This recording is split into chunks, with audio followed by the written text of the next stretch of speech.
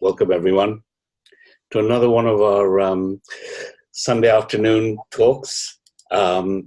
So we are very privileged today to have Swami Yogaratna Saraswati with us.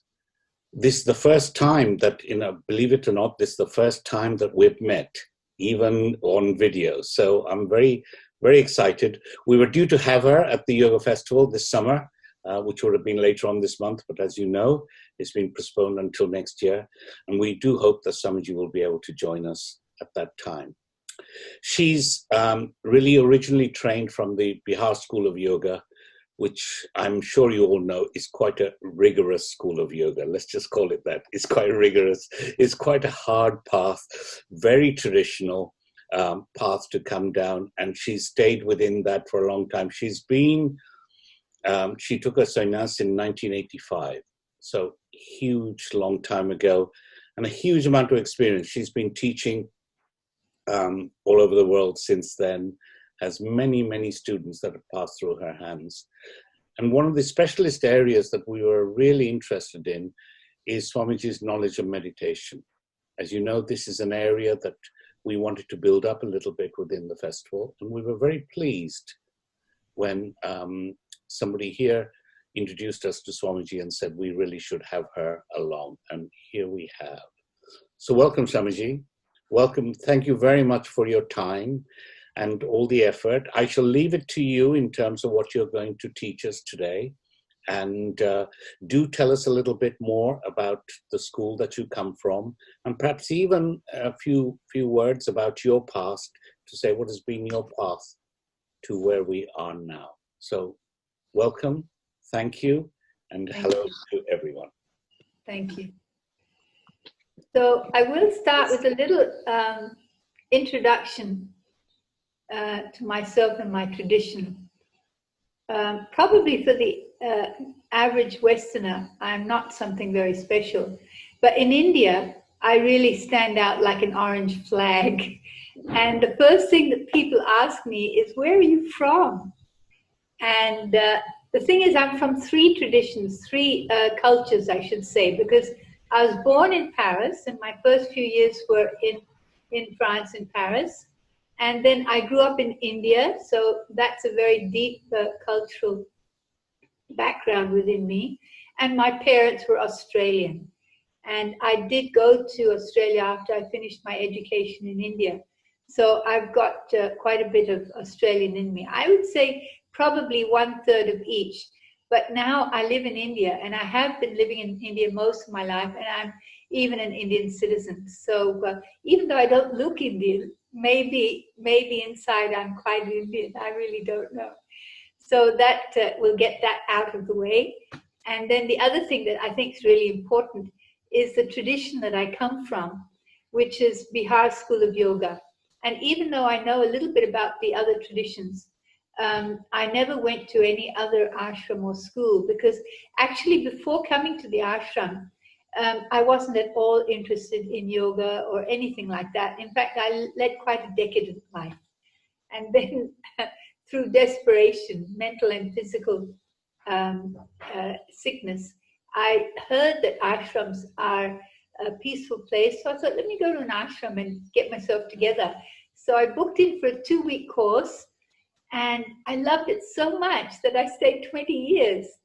And it was actually the practice of Yoga Nidra that got me in.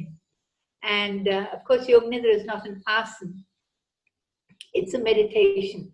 And it just kind of opened up things for me totally, and changed my life totally. And I still love Yoga Nidra. And every time I practice or teach Yoga Nidra, I'm also experiencing it. And so it remains fresh for me after all these years.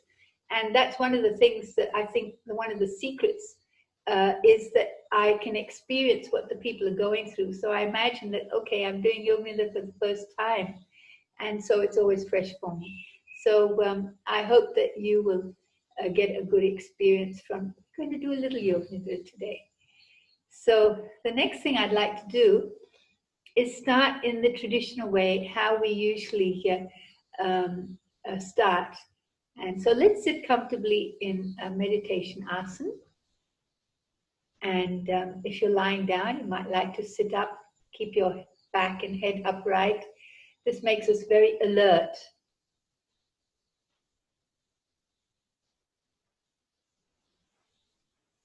And gently close your eyes.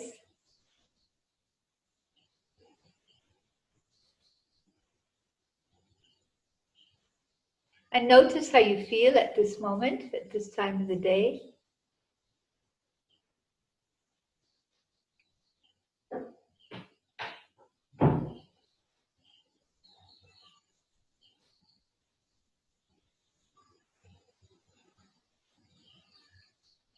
And we'll chant Om 3 times together.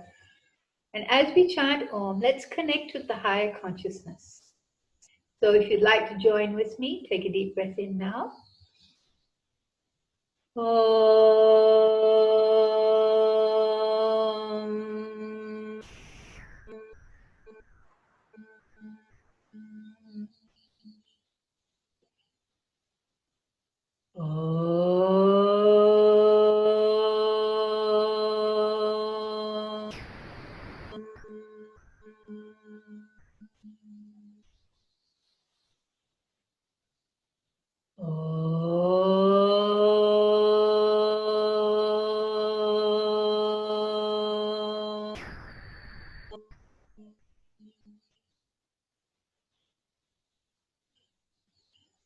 And now I'll chant a short Sanskrit prayer invoking success and goodwill. And if you know it, you can join in with me. Otherwise, simply listen to the sounds of the mantras. Om Sahana Vavatu Sahana Bhunaktu Sahaviryam Karavavahai Tejasvinavadhitamastu Ma Vidvishavahai. Om Shanti Shanti Shanti Hari Om. Hari Om Tat Sat. And gently open your eyes and be comfortable. So this is the way that we always start a class from the tradition of Bihar School of Yoga and from many of the more traditional spiritual lineages in India. And it's not really a religious thing. A lot of people think it's a religious thing, but it somehow helps us to kind of collect ourselves to the present moment. It helps to soothe and calm and focus the mind. And it helps to connect to the higher consciousness. That's why I say that before the practice. And it helps to connect to the inner guru. So it's a really good spiritual tool to bring yourself to the present moment, to calm and focus your mind, and to connect to the spiritual aspect within you.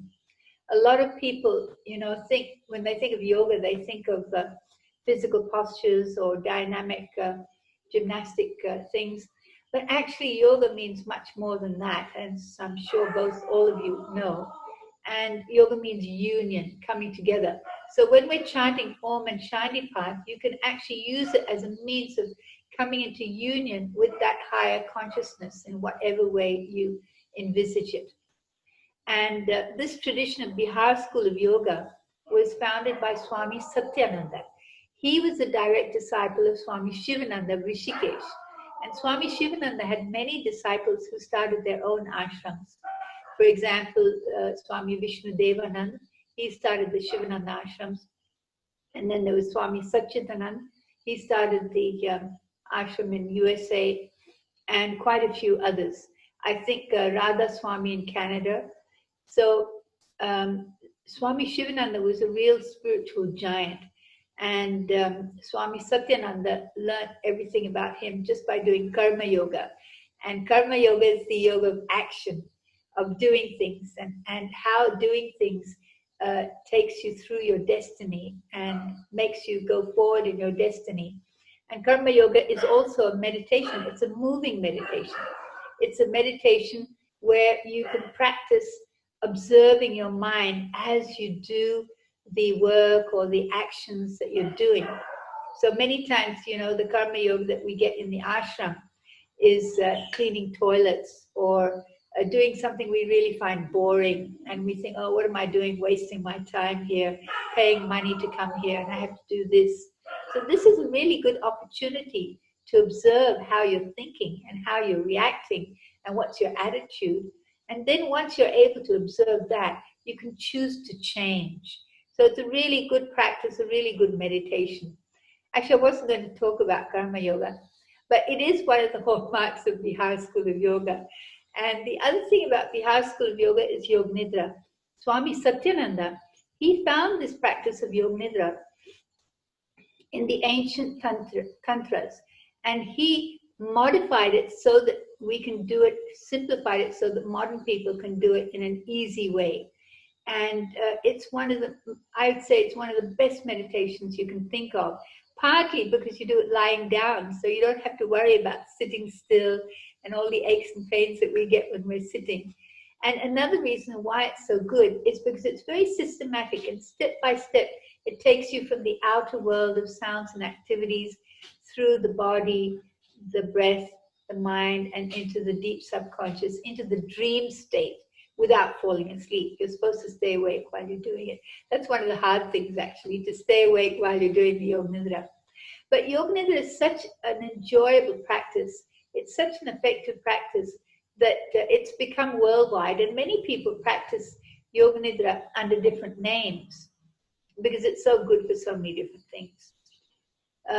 Some of the other hallmarks of Bihar School of Yoga is that it practices all the yogas, not just asanas, not just Yoga Nidra, but also Karma Yoga, which is the yoga of dynamic action, Jnana Yoga, which is the yoga of inquiry and contemplation, Bhakti Yoga, which is the yoga of love and devotion and channelizing your emotions, Mantra Yoga. We do a lot of Mantra Yoga, chanting of mantras, because they have an amazing, mysterious effect on our mind to calm, soothe, purify, and make positive our mind. And Kundalini Yoga, I should say, which is all about chakras and the psychic pathways and the energy levels of our being, and so many other yogas. So by living in the ashram, the main ashram is in Mongir in Bihar. There are two of them actually. One's in Mongir in Bihar, and the other one's in Deoghar in Rikyapit, Jharkhand. So one is headed by Swami Niranjan, and the other one is headed by Swami Satsangi, and they are the two gurus or spiritual successors of Swami Satyananda. Swami Satyananda left his body, I think it was in 2009, and now Swami Niranjan and Swami Satsangi are leading the Bihar School of Yoga, which is also known as Satyananda Yoga. And so actually, when I joined, I had one guru who was in charge of the Bangalore ashram. That was a small ashram. And then I, connected with Swami Satyananda. Then I had to connect to Swami Niranjan. So I've had a series of gurus, but they're all from the same tradition. And that really helped me, actually, because it made me see that it's not the person, but it's the teachings that flow through the person. And many times when I'm, chanting or doing yoga or teaching, I feel that, I'm also connected to Swami Shivananda, and he's part of that tradition. So, many people balk at the idea of having a guru, but in Indian spirituality, we say that having a guru is a must if you want to go forward on the spiritual path.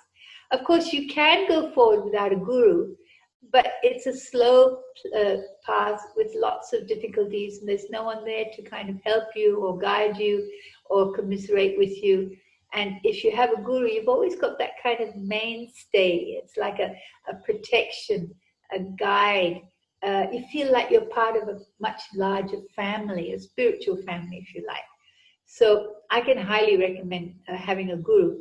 But of course, it's important to have the guru that you can connect with. That's the important thing. Someone that you trust and feel that understands you, a tradition that you connect with. It's no use just having anyone. It should be someone that you can connect to and a tradition that you connect to. So that's a little bit about Bihar School of Yoga. And now I have my own ashram. I was serving in the Bangalore branch of Bihar School of Yoga for 20 years. And then in 2004, I became independent. And in 2011, I landed up in Gokarna quite unexpectedly. And here I am in such a beautiful place. If you have a look at the website and the Facebook, you'll see it. It's really, I feel so lucky to be in Gokarna on the west coast of India. So if you get a chance, have a look. And maybe one day you might even be able to visit. But anyway, the name of my ashram is Shankar Prasad Ashram, or Shankar Prasad Foundation, and I follow the teachings of Bihar School of Yoga pretty, how should I say, formally. Of course, I have my own little additions. For example, I do teach advanced yoga nidra, and some of that comes from the book, but a lot of it has come to me through Guru's guidance. But it's mainly following the Bihar School of Yoga. And we try and make an ashram life over here, but it's quite tough. I'm thinking of giving up having an ashram and just having a place where people can come and have a retreat. So that's a little bit about the tradition. And now I want to talk more about why meditation is so important in this day and age. I realize that with our present problems, it's quite difficult to find solace in life. And why should we meditate? The thing is, in this day and age, meditation is a real panacea for everything. One thing is this corona pandemic. There's a thing that says if you can't go outside, go within. So the way to go within, the easiest way to go within, is through meditation. And a lot of people, they are limited to their homes. They can't go to work. They can't travel. They can't do the usual extroverting activities like mixing with friends and going partying and all that sort of thing. So how to spend your time? Well, meditation is an ideal positive way to spend your time. It's a really great way to overcome boredom. But of course, that's not the main reason why we meditate. One of the pardon me. I think I just swallowed a mosquito.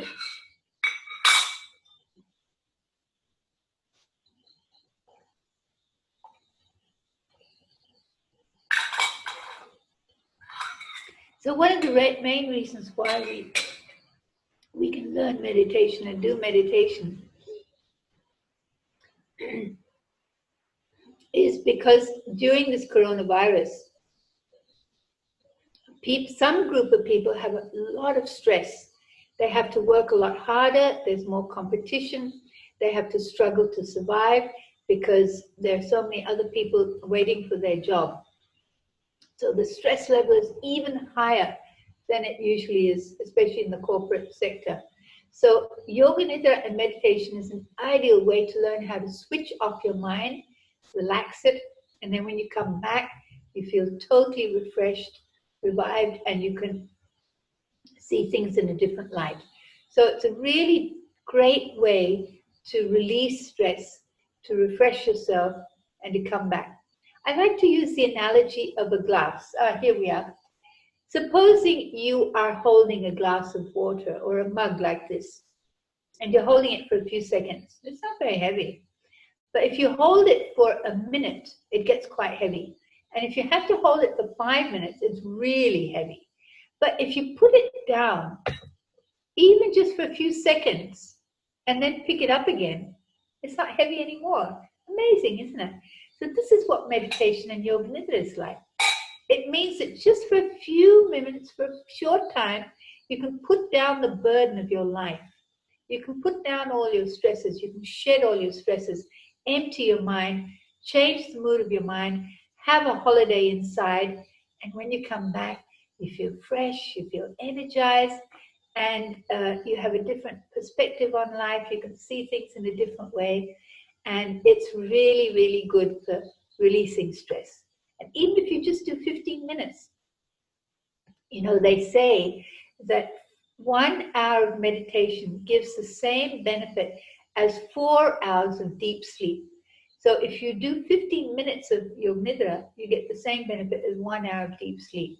And it really is true. I mean, I do 15 minutes of Yoga Nidra every day, and I'm at it. I'm fully busy from 5 in the morning till many times 1 o'clock at night. And it's the Yoga Nidra which helps me to keep going, because at that time I can go deep within, just let go of anything, tap into that inner energy and come back. So it's really good for stress relief. It's also really good for anxiety.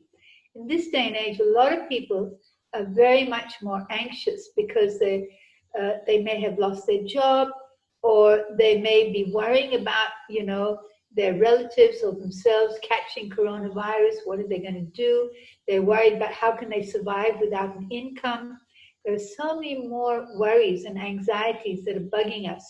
And Yoga Nidra is a great way to get over that, because many times anxiety is not really out there. It's something inside that's going round and round and round in your mind. And it's like a treadmill of negative thinking. And so by doing Yoga Nidra and meditation, it's a great way to switch off your mind. Because in the practice of Yoga Nidra, for example, you have to listen to the sounds. So you're very busy listening to the sounds, no room for thinking. Then you have to make a mental rotation around your body. You're busy feeling each part of the body, no room for thinking. Then you're focusing on your breath. You're busy counting and focusing on each breath, no room for thinking. Then you go deeper and start visualizing, and the visualizations are so real that you forget about thinking. So what you're doing is you're switching your mind off from that chronic worry pattern, which is very negative and demoralizing and sapping of energy. And you're switching your mind on to an emotionally neutral thing, like listening to the sounds or observing your breath or feeling your body parts. So there's no emotion involved there. There's no excitement. There's no depression. And so you're really switching your mind off. And when you switch your mind off, then it's like getting mind control, that you come back and all the anxieties have gone. You may have even forgotten them. So it's a really good way to do that. Plus, the Yoga Nidra it helps us to tap into the deep creativity within us.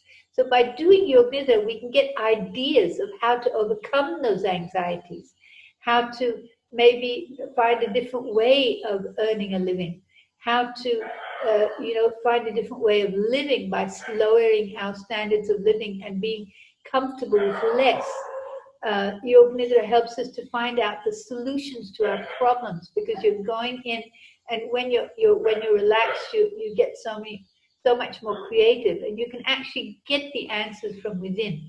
So it's really good for overcoming anxiety, but it's also good for going deep within and tapping into the latent talents and the creativities and the ideas and all that sort of thing.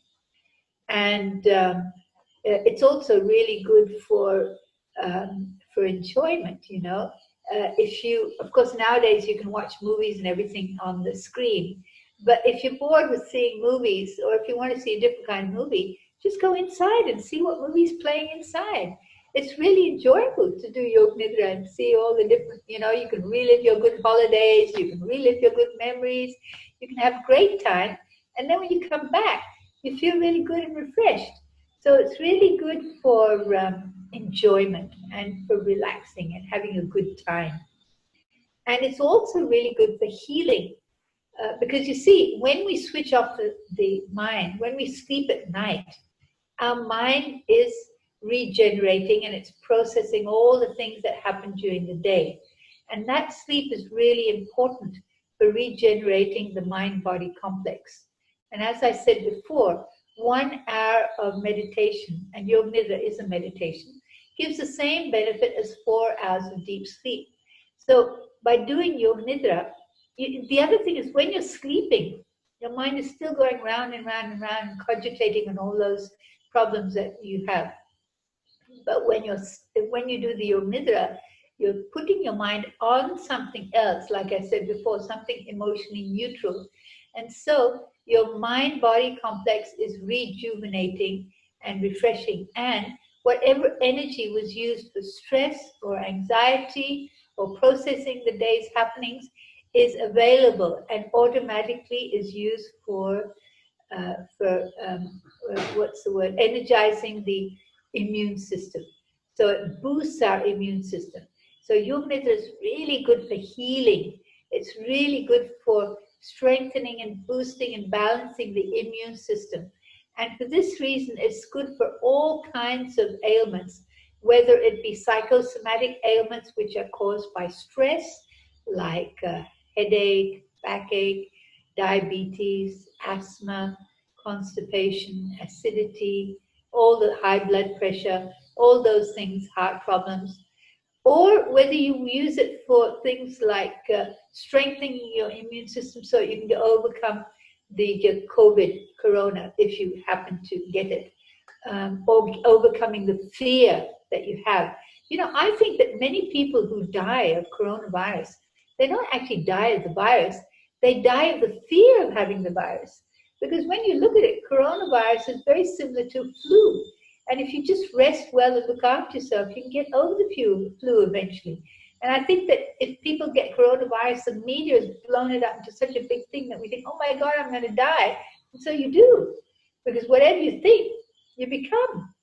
So Yoga Nidra is really good not only for healing, but for overcoming those fears and finding that space within where we can feel happy with ourselves and nurturing ourselves and get a good relaxation and rest, and holiday is very important. So those are some of the things why Yoga Nidra is good. And I'm just having a quick look at my notes to see that I've covered everything.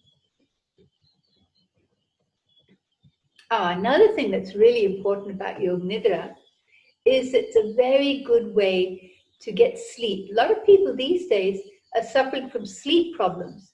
And this is any meditation for that matter. We can't go to sleep because of worrying and anxiety, or because we can't relax and switch off our minds.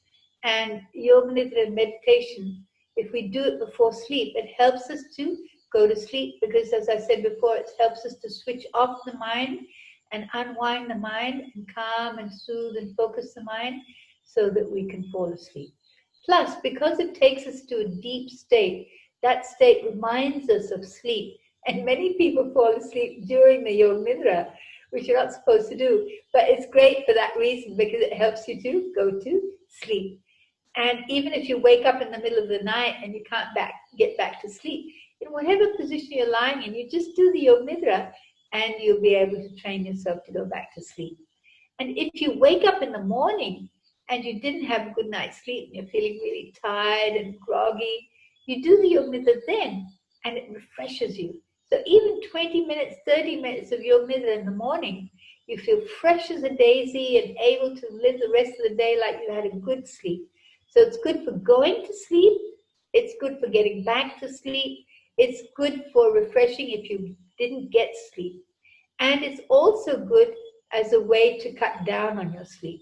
So supposing you're sleeping for 9 or 10 hours and you want to get less sleep, because Yoga Nidra gives you the same benefit, and any meditation gives you the same benefit or more benefit than deep sleep, by doing Yoga Nidra and meditation, you need less sleep, because you're processing all the things that are happening and that are required by sleep. So you can actually get less sleep.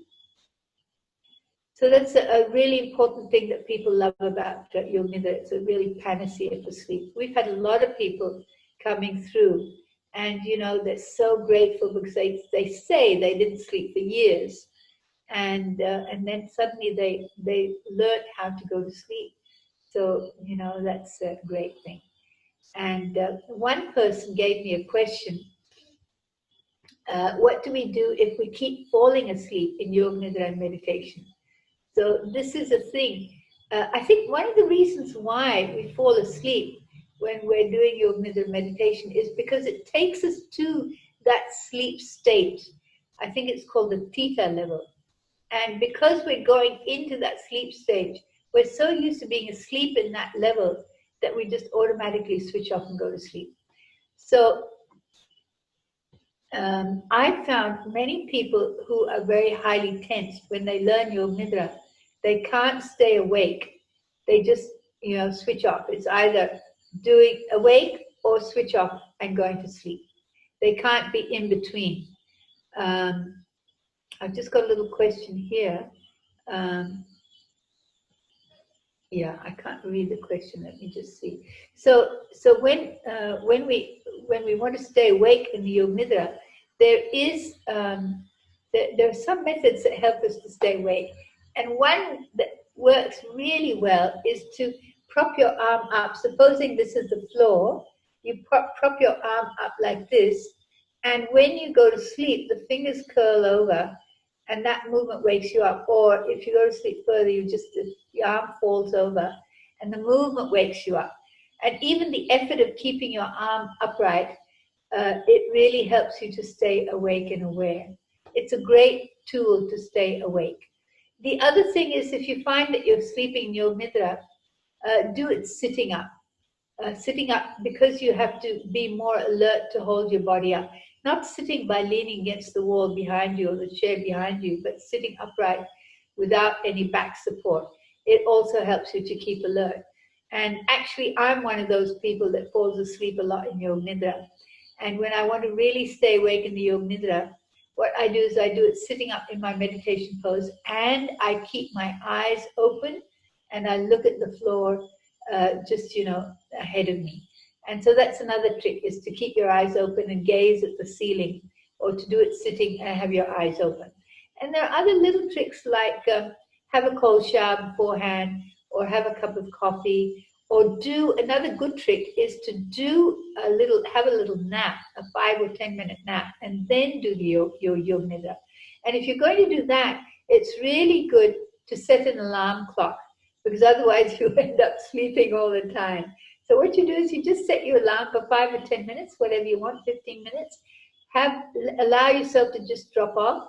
And then when the alarm rings, you switch it off, you stay there with your eyes closed, and you feel that you're so fresh and clear, and you'll be able to do the rest of the Yoga Nidra or meditation very easily, because you've already been there, you freshened up, and you come back.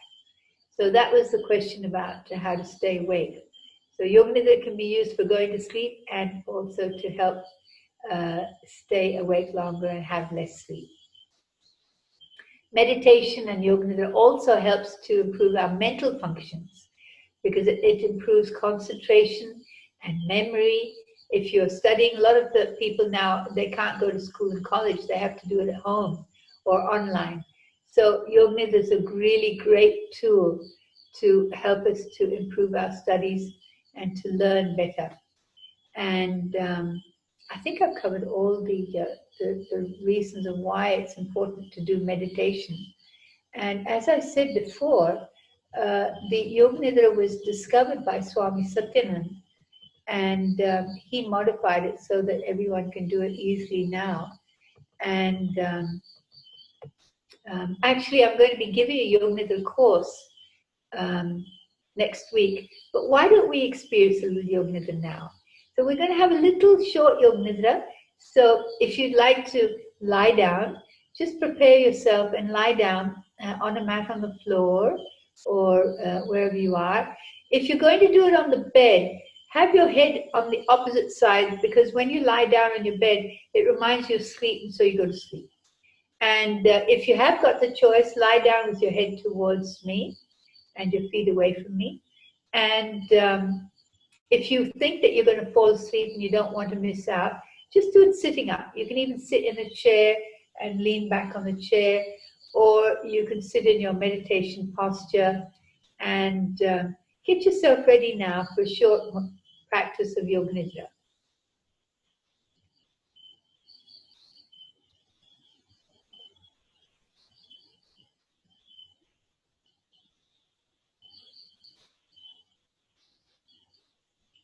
Good. Once you've got into position, feel the shape and position of your physical body, and check that it feels balanced and symmetrical.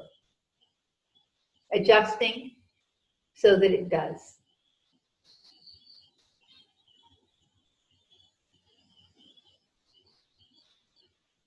And say to yourself mentally, now I'm going to do the practice of Yoga Nidra. I will stay awake and aware. I will be still, because movement will distract us. I'll avoid thinking and analyzing. I'll focus instead on relaxing, experiencing, enjoying. Those are the aims of the Yoga Nidra. And I'll keep following the instructions.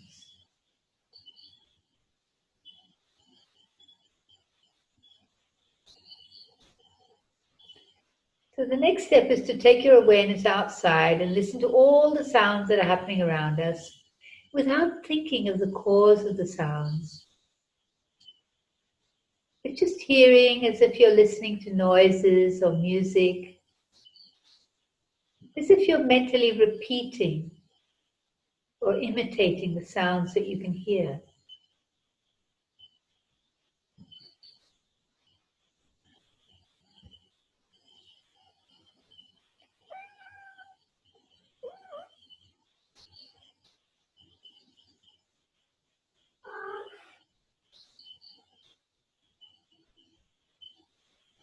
Stretch your awareness out like a radar or antenna, hearing even the softest, subtlest, furthest away sounds.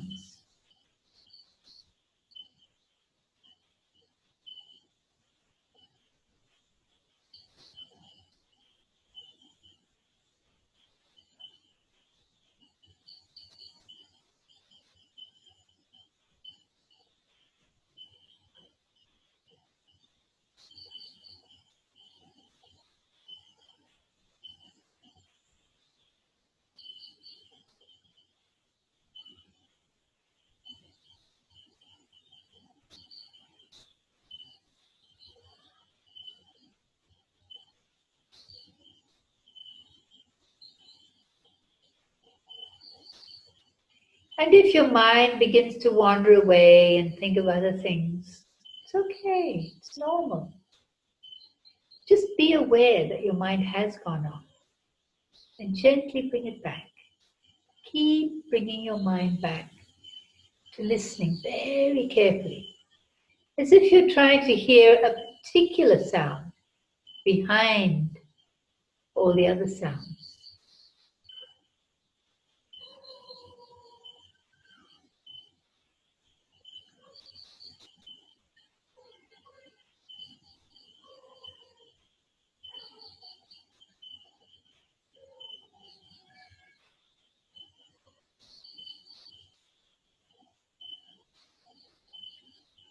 Listening even to the gaps between the sounds.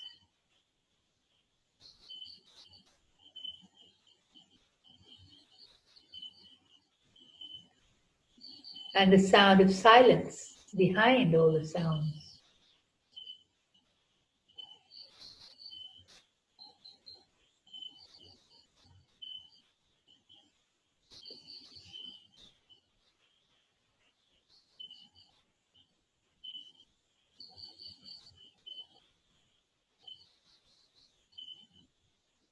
And now come back. And notice how you feel after listening to the sounds. Notice the effect it has on your mind.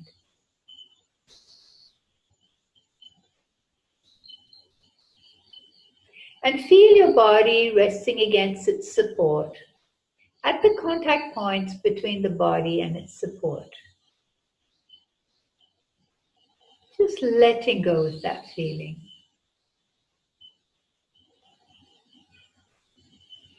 Allowing yourself to sink into your support.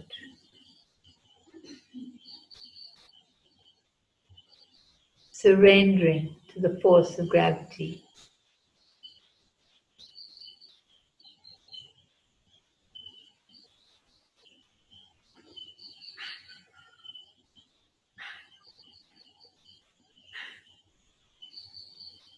And from the depths of your being, if you have a sankalpa or a positive intention or affirmation or resolve or resolution, mentally repeat it using the same words each time. If you don't have one, you could mentally repeat, I'm getting better and better in every way, every day.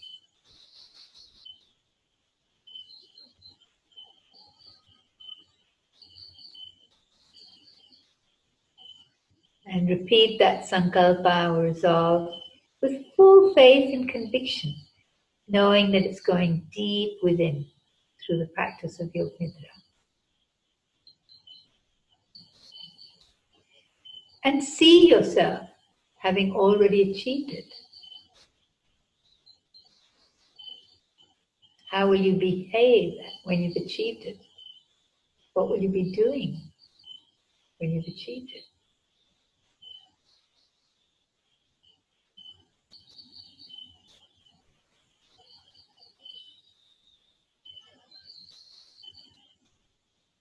Notice how you feel after making your sankalpa or resolve. It has a very deep effect.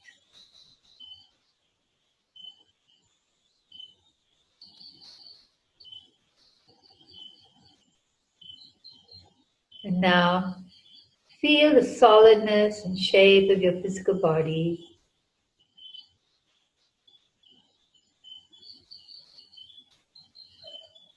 Feel the extremities, the fingertips and the toes.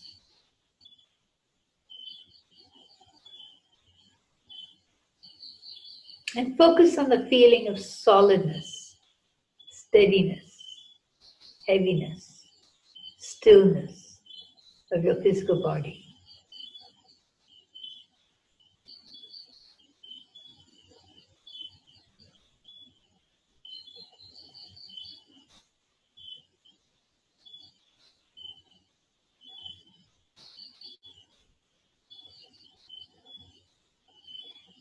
And within the stillness of your body, you begin to notice the gentle movement of your breathing.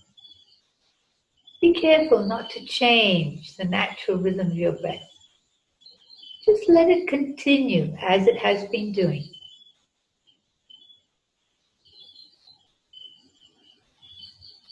And notice which parts of your body are moving as you breathe.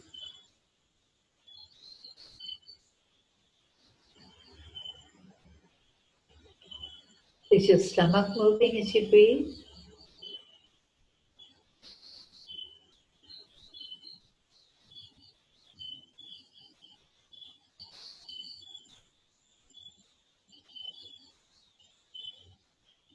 Is the chest moving as you breathe?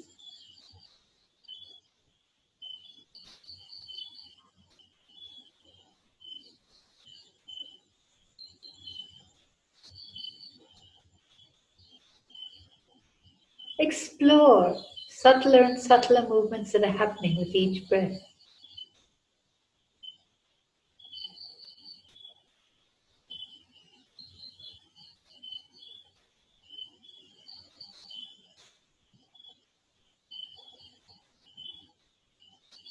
And now focus on the exhale breath. Remembering to keep your breathing relaxed and natural. Don't try and change your breathing, make it faster or deeper. The trick is to be able to observe your breathing and focus on it without changing it. And focusing on the exhale breath. Exhale breath means letting go. Focusing on your exhale breath, just let go. Relax a little bit more with each outgoing breath. Letting go.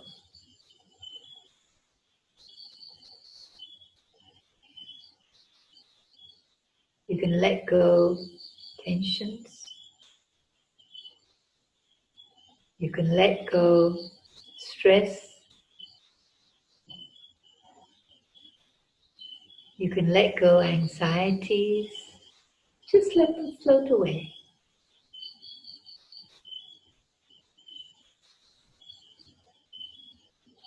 You can let go thoughts because they're energy, and energy moves with the breath.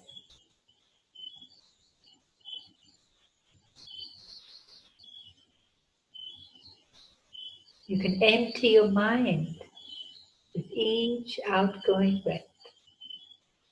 Just breathe out all that static.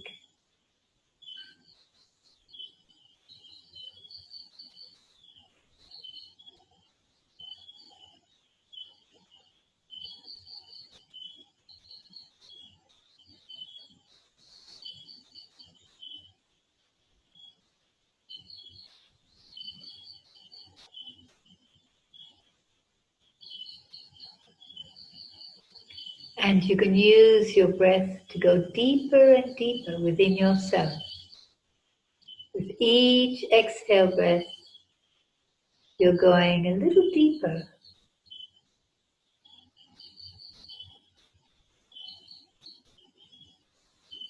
See how deep you can go.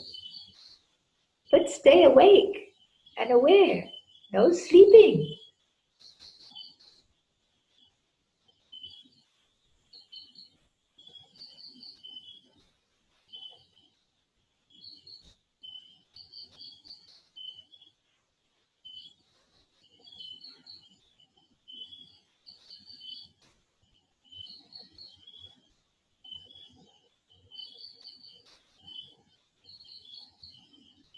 And now, notice how you feel in this state.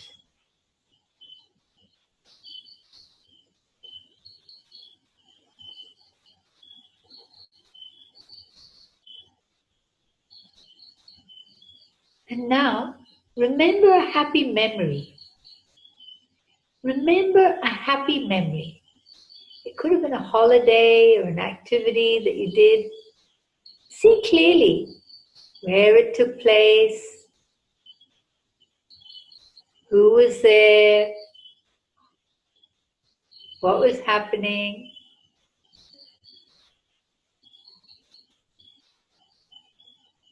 And relive that happy memory vividly now. Focusing on the feeling of happiness. You're reliving that happy memory and you're feeling happy. And you can feel that happy feeling expanding, intensifying with each inhaled breath.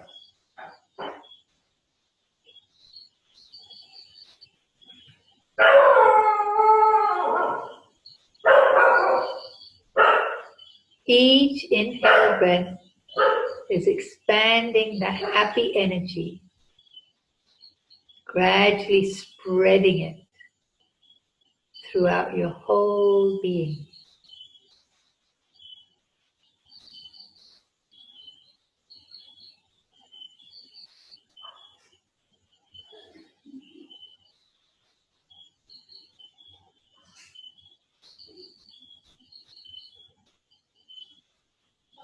That happy energy is spreading and energized with each inhaled breath.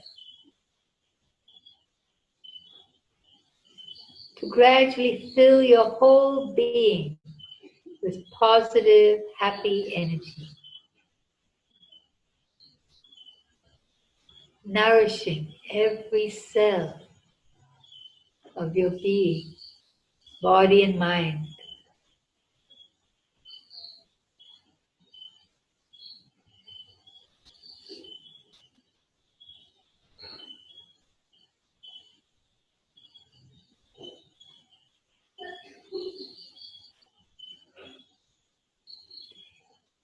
And when you've finished filling yourself up with that happy, positive energy,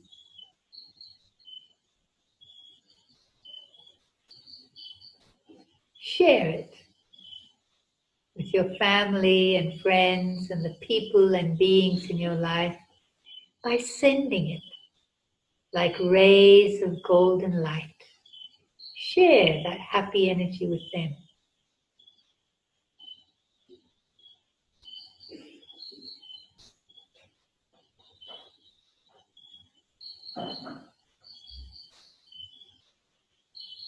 And notice how that makes you feel.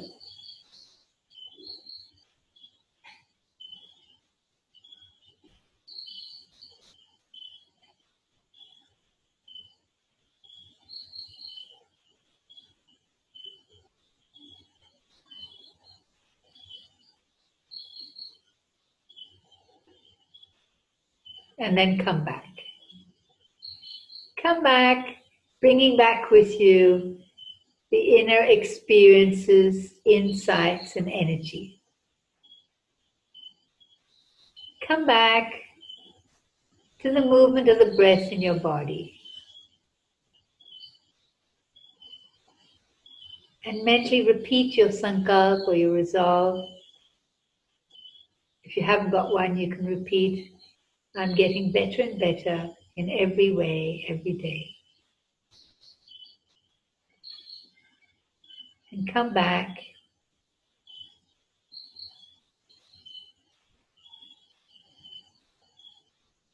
to your physical body and feel the physicalness of your body all the way down to the fingertips and toes. Come back to the floor of the chair or cushion beneath you, your support. Come back to the floor beneath us. Come back to your surroundings and know where you are at this moment.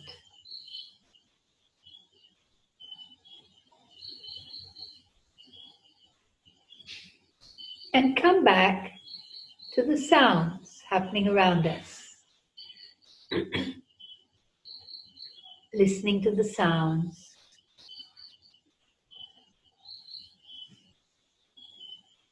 Reorientating to the external world of sounds and activities. Bringing back with you your experiences of the inner world through the Yoganidra.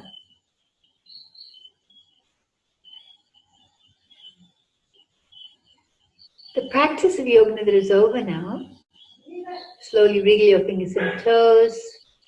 Gently roll your head from side to side. Lengthen and deepen your breathing. Raise your arms above your head and have a big stretch to wake up your body.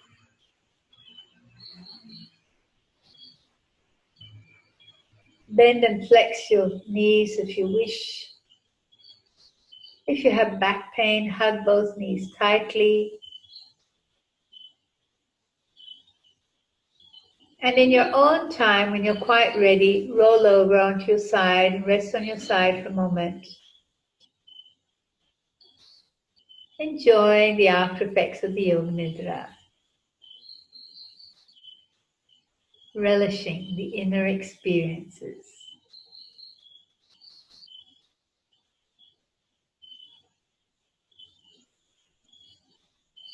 And then when you're quite ready, gently sit up into a comfortable sitting position or your meditation asana with your eyes closed. And notice how you feel in the upright position and after this practice of Yoganidra.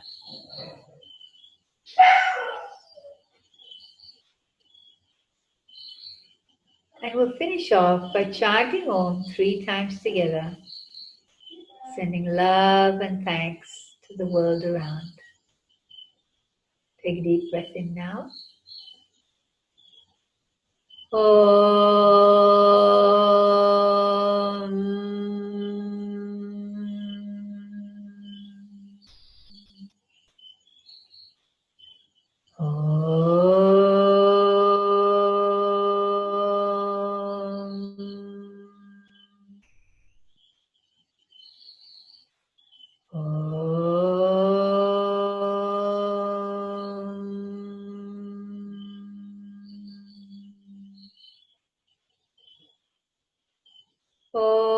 Shanti Shanti Shanti. Hari Om. Hari Om Tatsat. Finish off with palming. Rub your palms together until they're hot. Keep the center of your palms over your eyes. Draw in the energy generated from your palms into your eyes and brain. And then gently open your eyes and be comfortable. Good. So I hope that you relaxed nicely and had a good experience of your inner world and just experience how wonderful it is, how easily you can switch off.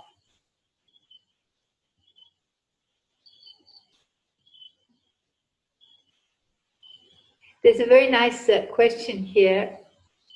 What is the difference between meditation and hypnosis, or yoga nidra and hypnosis? A lot of people ask this question because they're very similar.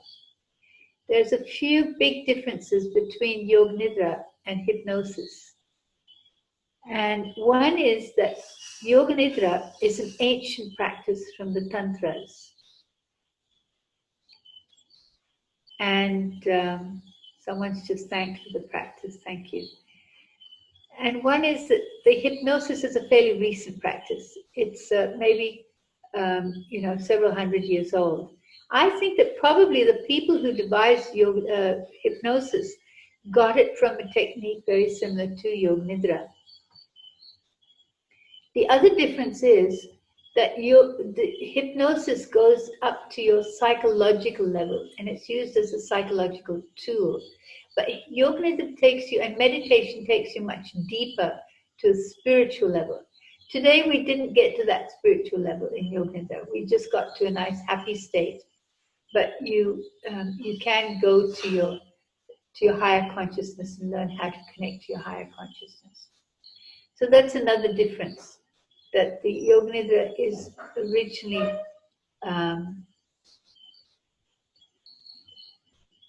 I'm just reading an interesting question there, but I'll get to that in a minute. So, just 1 second, please.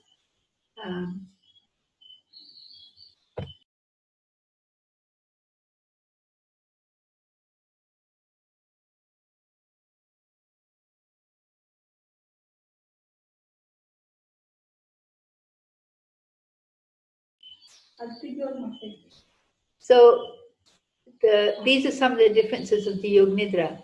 That it takes you, it's a spiritual practice as opposed to a psychological one.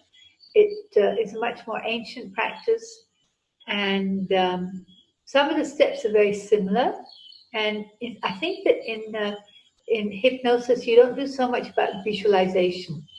I'm not that familiar with it. I have learned it, but I think that you don't do the visualization. But there are some tools in the techniques and the hypnosis which can be used in yoga nidra.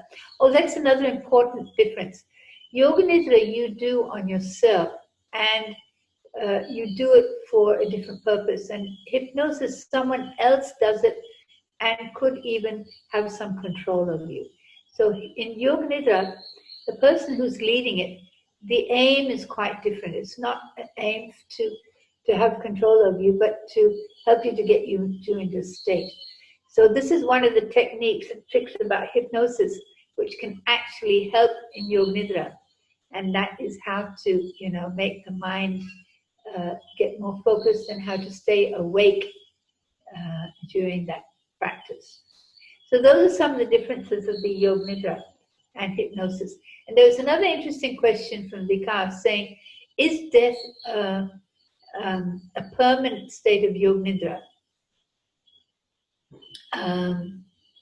I would say that death goes further than yoga nidra, because in yoga nidra you can connect to the higher consciousness, you can connect to the collective unconscious, but you are still connected to your body and to your mind and to your breath. But with death, you actually leave the body and the mind, and you go into some other state When we die, the different levels of our being, the body, the breath, the mind, they dissolve and they get absorbed to their element, their corresponding element. But there is a core part of ourselves which remains conscious. Well, it doesn't remain conscious. There's a core part of our being that remains intact, and it goes to a different level of existence and then comes back at an appropriate time in an appropriate situation to get more experiences in life to make us more whole and evolve on our path until we become so whole that we are one with the wholeness. So Yoga Nidra can get us into a state like death, and Yoga Nidra is a really great preparation for death. In fact, I think that people who know that they're dying or who've got terminal illness or who are elderly, they should learn meditation and Yoga Nidra because it prepares them for that state of when they're going to leave their body. And it helps them to understand that it's not an unpleasant thing. The thing that's unpleasant about dying, in my opinion, is the pain and the suffering. Many of us die due to ill health or something like that, and that pain and suffering. The other thing that is fearful about death is losing your identity. You feel that you're not going to exist, and what's going to happen to me? I won't exist anymore. So that's frightening for most people. But if you realize that death is like going to sleep, you just kind of close your eyes and you switch off and you wake up again, but this time in a new body, then this doesn't have to be such a fearful experience. And Yoga Nidra helps us to get into that state, because if you get into meditation, not only Yoga Nidra, any meditation, if you get deep, deep, deep, you can't feel the body, you can't feel the breath, that you're beyond the thoughts, but you still exist and you know that you exist, you know. Well, here am I'm not experiencing anything, but I know that I still exist. So that is the deepest core of our being. And that's probably a little similar to dying, where you still know that you exist, but you haven't got a body to live in. I hope that answers your question, Vikas. And while we're on to questions, are there any more related to this topic?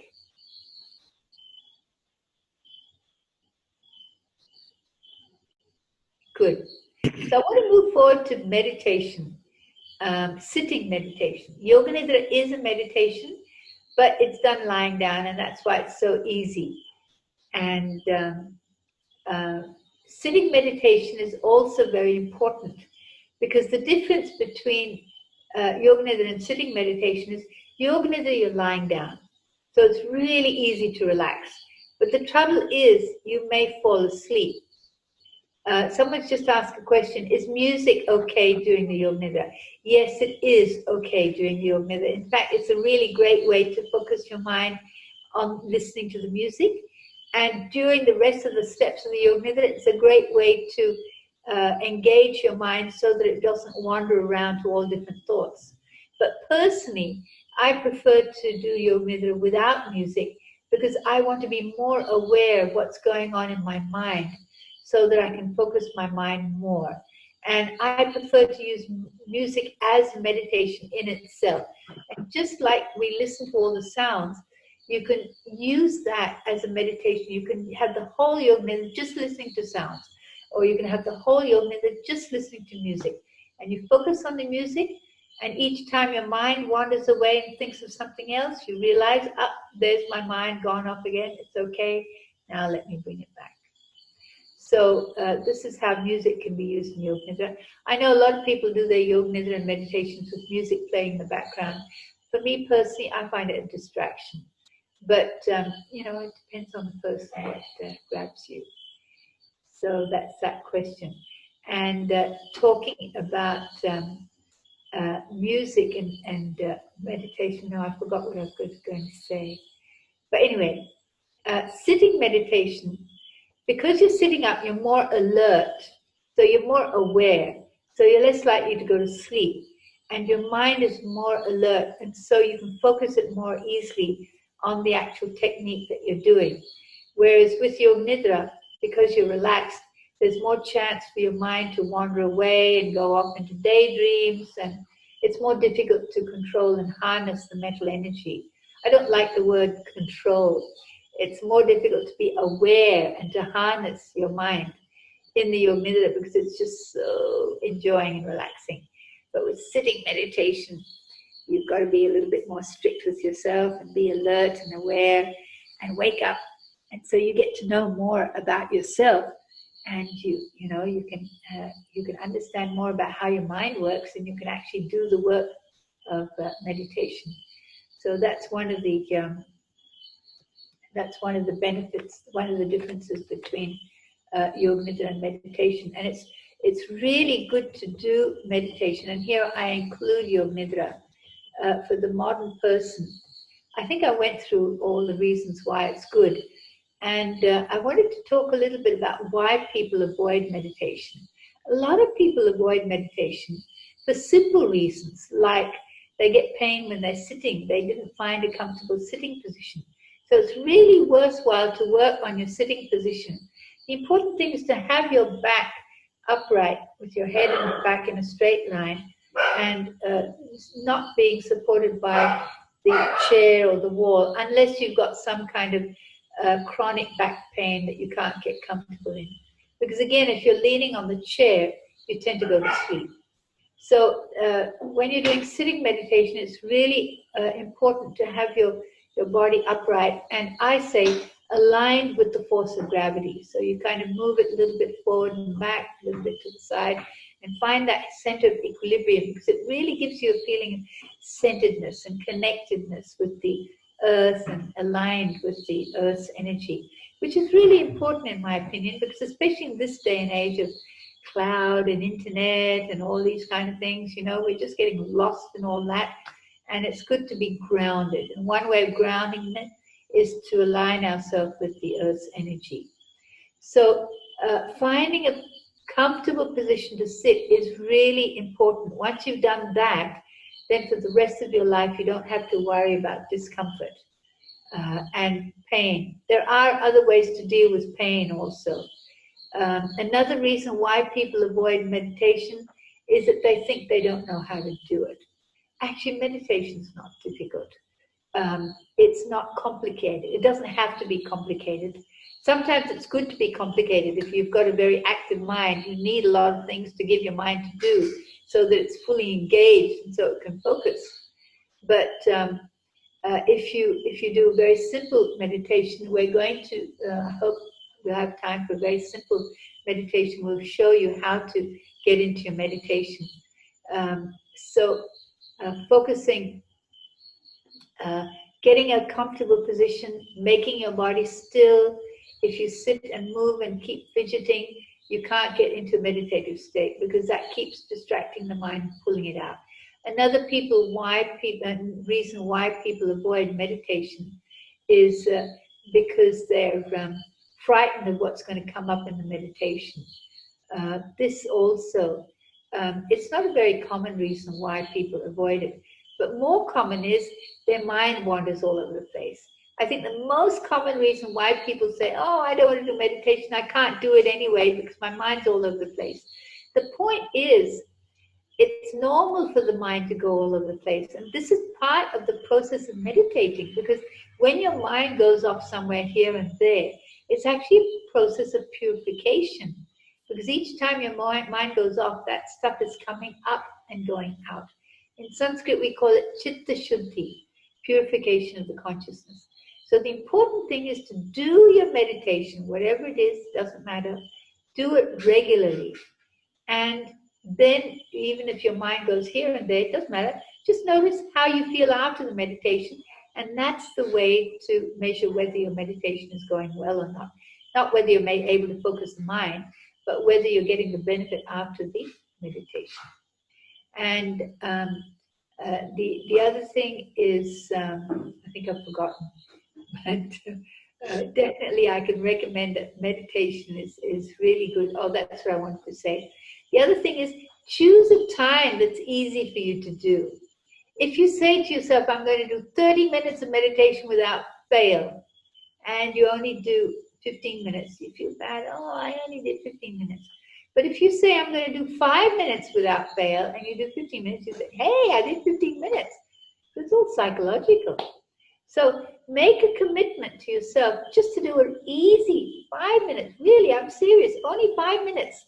But in that 5 minutes, be perfectly comfortable, be perfectly still, and be very, very aware when your mind goes. Don't fight with the mind. Just be aware that it's gone and keep bringing it back. And once you've got that 5 minutes, you're doing it easily, then stretch it 6 minutes, 7 minutes, 10 minutes. Don't be in a hurry. Because that 5 minutes or 10 minutes is going to give you a lot of benefit. And then gradually stretch it. And find the meditation that you like to do. There's no point in meditating on something you don't want to do. If you love seeing the rhythm of your breath, focus on that. If you love listening to sounds, focus on that. If you love listening to music, focus on that. If you love connecting with your guru or your favorite form of the divine, feel that you're sharing your breath with that. If you have a mantra, just repeat the mantra, and it's going to cleanse and focus and calm and soothe your mind. So, or you could be gazing at a candle flame or a flower. So whatever grabs your fancy, use that as your meditation point. Then it'll be easy. And do you think we've got time for a short meditation, Ramji? Let's finish with a very short meditation. That'll be good. Okay, so we'll finish with a very short meditation, okay?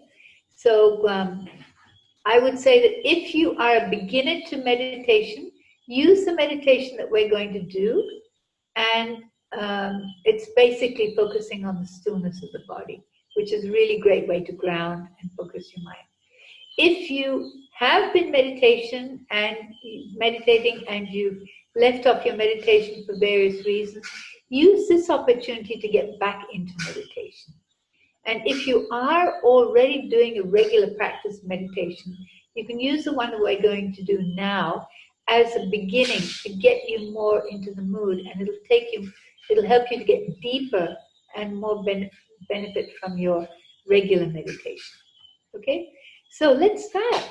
Sit comfortably in your meditation asana, or on the chair if you like, or wherever you are, edge of the bed, whatever it is.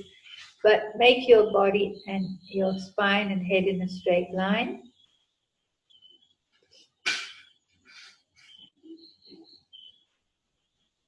And gently close your eyes.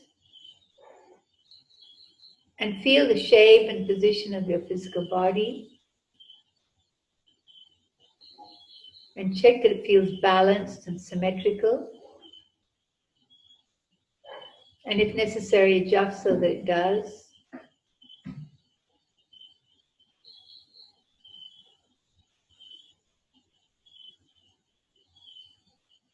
And then feel the floor or cushion or seat beneath you. And feel that you're connected to the floor beneath you. Invite the stillness of the floor up into your body. And once you've found your perfectly comfortable position, just lock yourself into that position and say to yourself mentally, for this short time I can and I will remain still easily.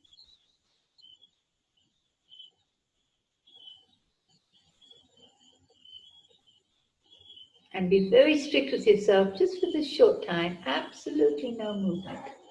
If you get the temptation to move, be aware of it without actually giving into it.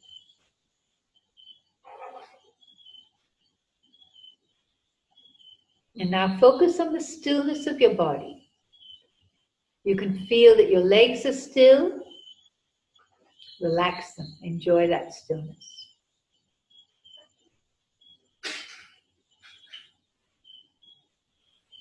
You can feel that your arms are still. Relax them.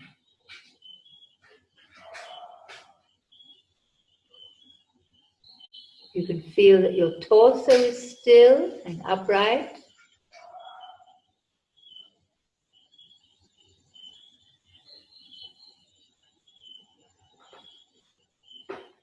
You can feel that your head is still and balanced.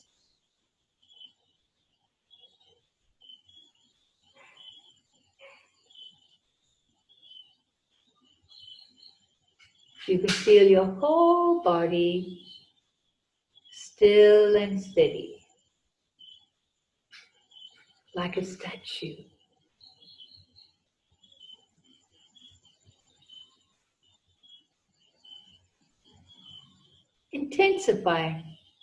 Intensify that feeling of stillness, as if you're pretending to be a statue,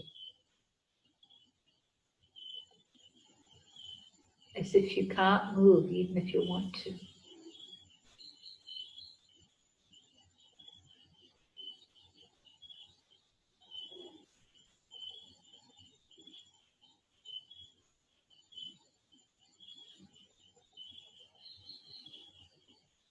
Intensify that feeling of stillness.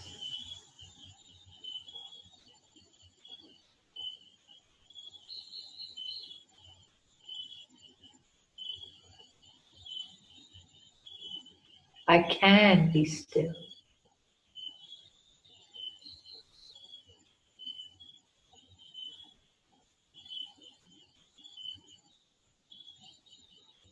And if your mind wants to move, just move to the different parts of the body, feeling the stillness of each part.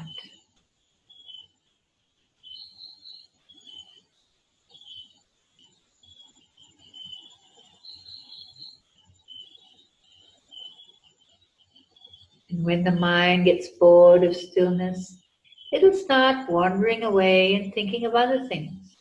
It's okay, it's normal. Simply realize that your mind has gone off and bring it back to feeling that stillness of the body. Deep, peaceful stillness.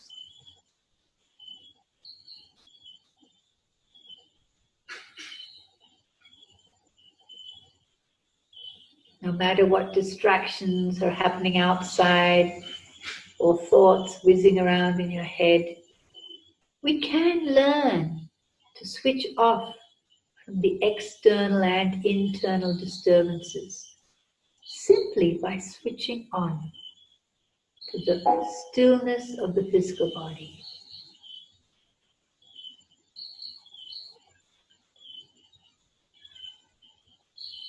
The stillness of the physical body can be like our anchor or refuge in life.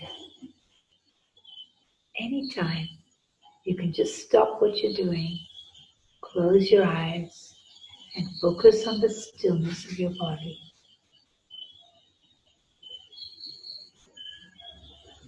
And if you keep doing this for longer and longer, you'll just naturally slip into a state of meditation.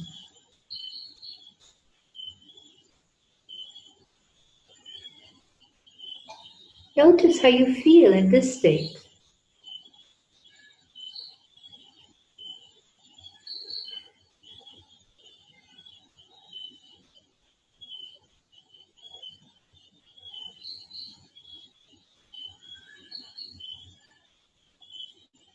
And remember that you can do this practice by yourself.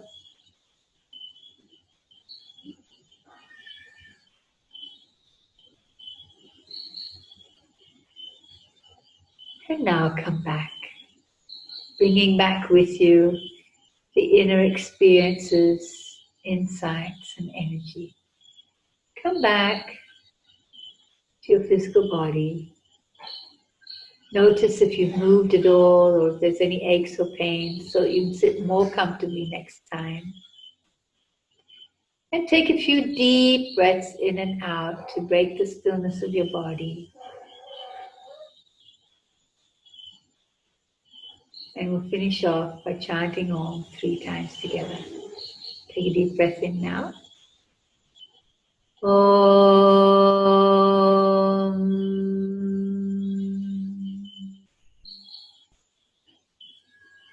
Om.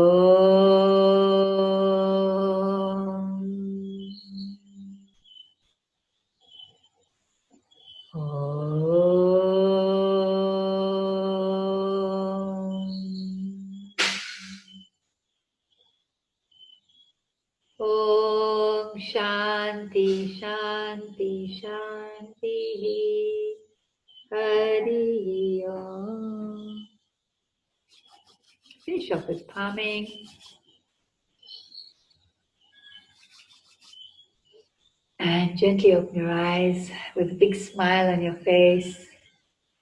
And next time you see yourself in a mirror, give yourself that smile and give it to the next person you meet. Hari Om Tat Sat. So if there are any last minute questions, we can have them. But before we answer the questions, there are two things that I'd like to say. One is I'm giving a course of Yoga Nidra starting tomorrow, Indian time, 5 o'clock, 5 to 6:30, 1.5 hours. And it's a 5-session course. And in it, we'll be doing the theory and the practice and then open to questions. So you'll be able to go deep within. And you'll be able to learn how to do it by yourself in 5 sessions. Then later on we do advanced. And Helen Monson is also offering a Yoga Nidra course in the near future, but I can't remember the details. So yeah, can you have the details of the course? If you email me, I'll just see if I can find out how to write the email in the chat. Let's see.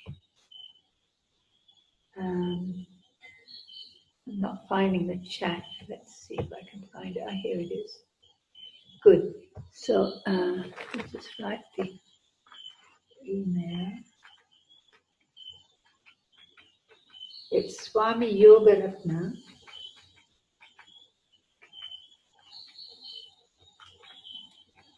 @gmail.com.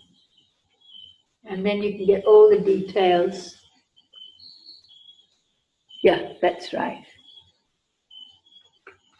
So then you can get all the details from there. Oh, now I can see the chat. Thank you, everyone.